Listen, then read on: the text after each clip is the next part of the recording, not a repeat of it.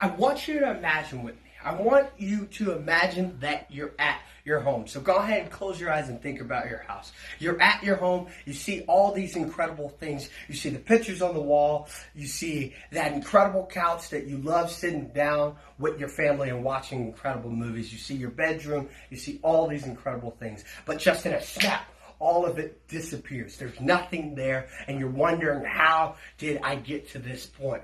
But what I'm going to be talking about today, the key factors lead up into that point. And that point is homelessness. Over 500,000 people in the United States today are homeless. Now, let's go ahead and dive into these key factors. My first key factor is financial difficulties. Now, when you talk about financial difficulties, I'm talking about loss of money. So when you have loss of money, you can't afford to stay anywhere. And from that, if you can't afford to stay anywhere, it leads into evictions. Now, in the United States, evictions are very heavy in our society. 2 million people have been evicted from their home on record in the year 2016. Now, from Oklahoma, 21,000 of those people were evicted. Now, Tulsa, Oklahoma is 11 in the largest growth cities that have been evicted. Now we're going to walk in to our next key factor. Our next key factor would be addiction. So addiction causes homelessness. Now, addiction also causes bad behavior, and it causes bad choices. And from the Sunrise Agency, 50% of addictions are from homeless people. 50% of addictions are from homeless people. And then also from the National Institute of Drug Abuse, they say when you have an addiction, it leads into the mindset. And from that mindset, it leads into financial difficulties because you put your addiction over everything else. And from there, we go into our next topic. We go into our next third key factor. Mental illnesses cause homelessness. Now, I used to have a friend named Jeff. Now, Jeff had a mental illness, and my girlfriend told me about Jeff. Jeff was a uncle of my girlfriend's best friend. Now, Jeff, he had this mental illness that I will not disclose for personal reasonings.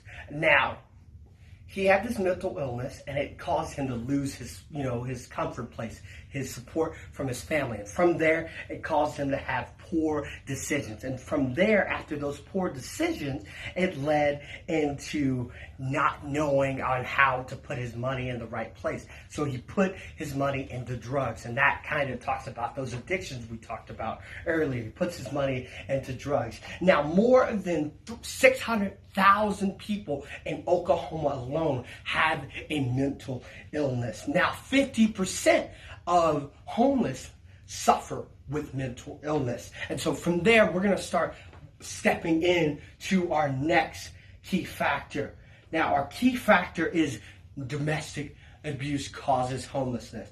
Now, people run from their abusive spouse when they are, suffering all these crazy things that are going inside of that household, and they run away because they can't take it anymore. They hate it so much. And 80% of women and children that are homeless run away from the house because they have nowhere to live, and that's how they become homeless.